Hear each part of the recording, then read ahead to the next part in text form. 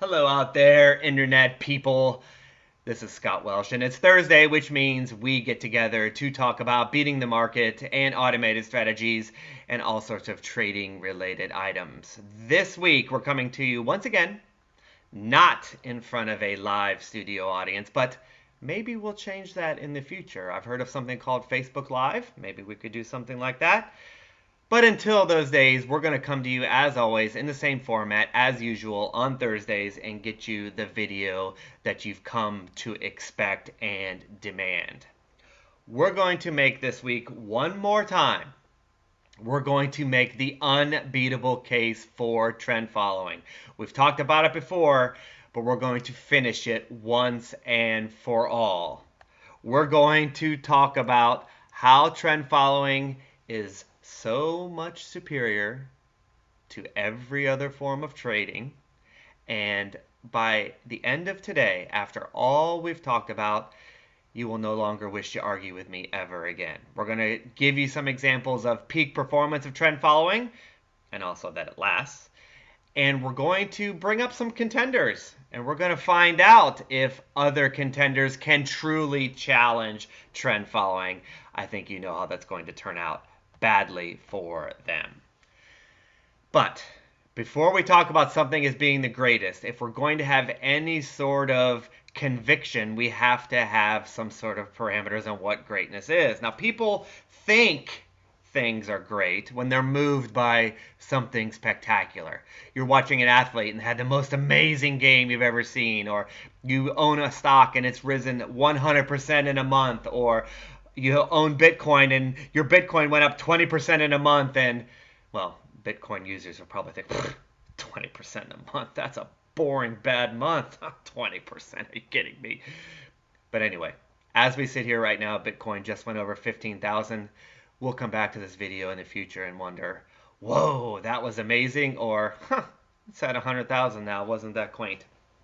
At any rate, you might also be moved at a restaurant saying, this is the best meal I've ever eaten. All right.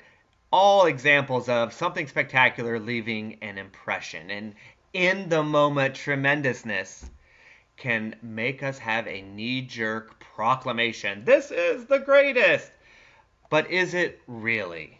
Because if it's truly great, it has to last a long time. If that athlete that you love never had another good year, is he or she the best of all time? No. It's just one time. It might have been lucky, or it might have been just the peak. Everything came together. All the stars were aligned. But if they only did it once, they're not the greatest of all time. They're not. If your investment, if your stock, or your trading system, let's say you have a trading system that made 50% in a few months and then never did it again, or your stock did the same, or your Bitcoin investment falls, which of course it never will, or if it leveled off, if you have a trading system or a stock that did well for a while and then doesn't do well anymore, is that the best instrument of all time? No. It did well once, but it doesn't keep doing it. How could that be the greatest of all time? Or if your next meal at that great restaurant was average, of course that's not the best restaurant of all time. And of course, the opposite is true. If the athlete performs for a decade at a high level, or if your trade or your stock or your Bitcoin or your trading system works year after year, not perfectly every year, but consistent, and it has elite moments, and it also performs consistently, elite plus consistent, you see? Or if every meal at a restaurant is great, see? That's when you call something the greatest. You can't argue. You can argue that a particular year or a moment was the greatest investment. Maybe shorting the housing crisis was the greatest investment, or Bitcoin is, or the tulip mania, or silver in the 70s. We can argue peak performance, but silver hasn't done the same. We'll never be able to short and CDOs or whatever it was in the Big Short.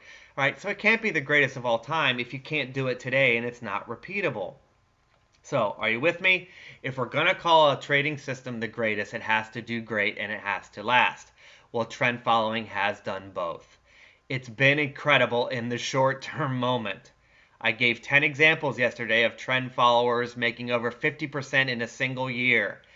And that was only a few people. I didn't really even research very hard. And now we know, or you're learning now, that trend following has been great for decades. We have examples from the 80s, 90s, 2000s. Now, it's been beating the market soundly on average, and it's also had years or single moments or periods where it's just been phenomenal. See that combination? And keep in mind that those documented returns that I gave you, which are documented and verified, are with low risk tolerance. If you were willing to take a higher risk, which investors in these funds are not, clearly, right? Would you want to take big risk in your safe investment? No. So they're doing these great 50% per year with investors that don't want a lot of risk. If these trend followers could take more risk, they would do even better. So in short, expecting 100% or 50% in a single year is not a pipe dream for a trend follower. If you can take a little bit of risk, it's expected. As a trend follower, you expect this great performance. And you also expect that it will last into the future, and it is repeatable. It's longevity. It's not a flash in the pan, and it still has peak performance. What could possibly beat that? Well, here are some contenders. We need both upside and a long track record. Okay, how about index funds or the market? The experts love the market. The experts say that index funds, which is trading the market as a whole, are the best investment for the average person, period. Now, why would they say that? A long track record. Yay! Just what we talked about. The market hasn't been great for a year. It's been great since they tracked it back to the 1920s or even before that. Longevity makes the experts say that's what you should do. Well, okay. But we know by now in the podcast, in the newsletters, that trend following over a long, long period of time has a huge advantage over index funds. Research shows a great advantage for trend following over index funds. Get it? So that's out. Yes, it has a long track record, but so does trend following, and trend following kills it. So that's not a contender. Well, how about value investing? Value investing's been around, right? Buying something on sale is a universal principle. What about Warren Buffett? He's been killing it for such a long time. Well, there are problems with value investing. Problem number one, it's nearly impossible to quantify what value investing actually means. Is it buying at a low price to book ratio? Is it buying at a low PE ratio? Is it buying stocks under $1? What is it? What is value investing? Until we agree, we can't even have the argument. So that's a problem. And we have to agree across the board, and it has to work forever. Second, Warren Buffett's track record doesn't only do value investing. He does other things too, right? He buys companies even, and he's done some currency trades. So he's done other things. So his track record is not apples to apples. That's a problem. Third, there was a study done on value funds, funds that only did value investing, and they compared them to index funds or growth funds meaning stocks that are set to move, allegedly, and value funds underperformed when compared to others. So they picked a metric, they tracked a fund for a decade, and value did worse. So value investing cannot beat trend following. A, we don't know what it is. B, we can't find a track record. We can't use Buffett's. And C, when we do find a track record and or agree what it is, it underperforms. So, greatest of all time, not value investing. Okay, so we can do index funds and track it, but it loses. And we can't really track value investing with any longevity or define it easy, so it loses. Now, we could do the magic formula. Magic Formula is based on a book called The Little Book That Beats the Market by Joel Greenblatt. Great book. I've read it 3 times. I've been tracking the Magic Formula portfolio since 2006. So that's a possibility. Well, A, the averages that I've tracked are lower than trend following. B, you have to pick all 30 stocks in the Magic Formula scan. And what if you didn't? What if you did 10? What if you did 11? What if you did 13? Do you see? It's really, really hard to even nail down Magic Formula. And Magic Formula has a proprietary value-based screen that is basically random, right? We can't really agree. In other words, value investing is not the greatest of all time. However, let me say it again, we can track trend following. We can follow the turtle rules, the original turtle rules back in the 80s forever if you want to. That's it. We're done. There's no discussion.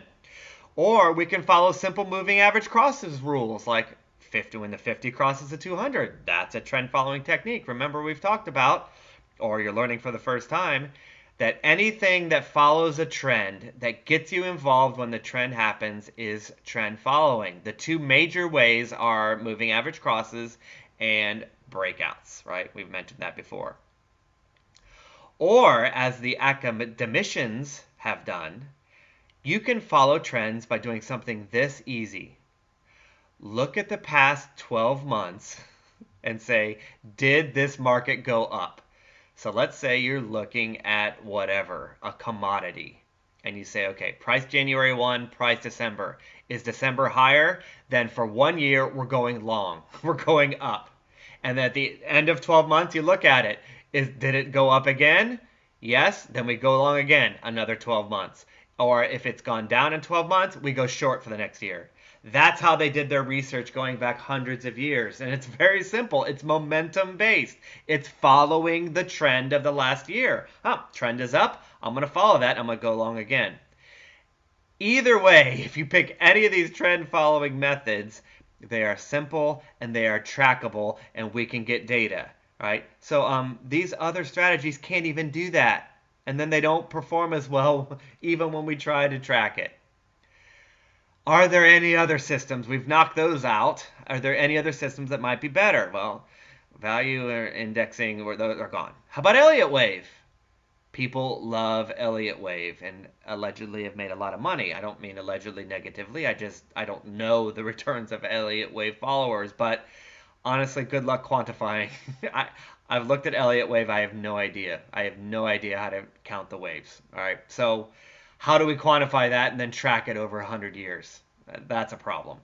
How about chart patterns, head and shoulders, or bear flags, or bull flags? Well, we've got a problem quantifying, and we've got a problem tracking.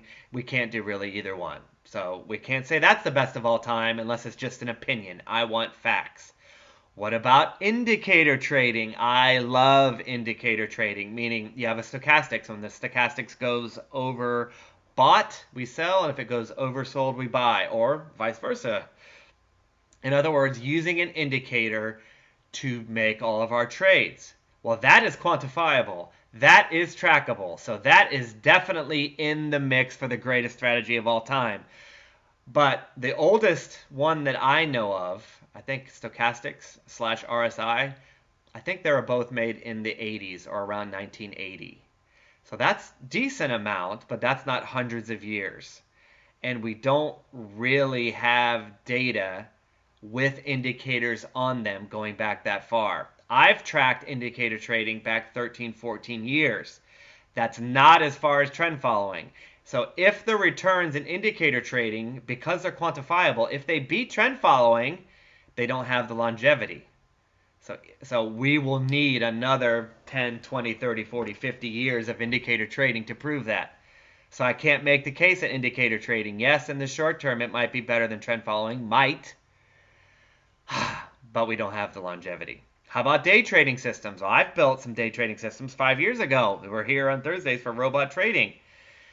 I feel like a day trading system that was built 5 years ago is a long time. I've seen thousands upon thousands of trades.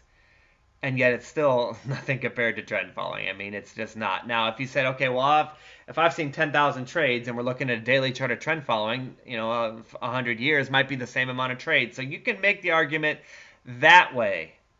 The problem with making that argument, though, in quantity is that trend following has seen every single sort of market imaginable.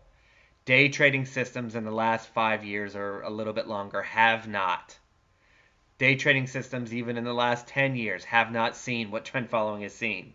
So I think If you get into indicator/day trading systems, you have a potential winner, or a potential contender is probably the better word, but you don't have a winner, okay? It's not, you cannot say a day trading system is better than trend following. You cannot say it's the greatest of all time because it's only been around for a short time, okay? And last thing I'll say about it is we don't know if a day trading system will break. Everyone says day trading systems break. They say that. I don't necessarily believe that myself, but everybody says it. Okay, fine. It breaks. That's not good. Trend following doesn't break. It does have periods that don't do well, as everything does, but it's proven over hundreds of years that it comes back. Do we know if a day trading system I built 5 years ago will come back? I think it will. That's what I think, but I have no proof of that. Well, trend following, you have that proof. So what is the justification for trading something else? Why are we spending our money trading a day trading system that has some short-term numbers that are better? Why are we doing it when we know we have the longevity and all of the things that trend following makes or brings to us?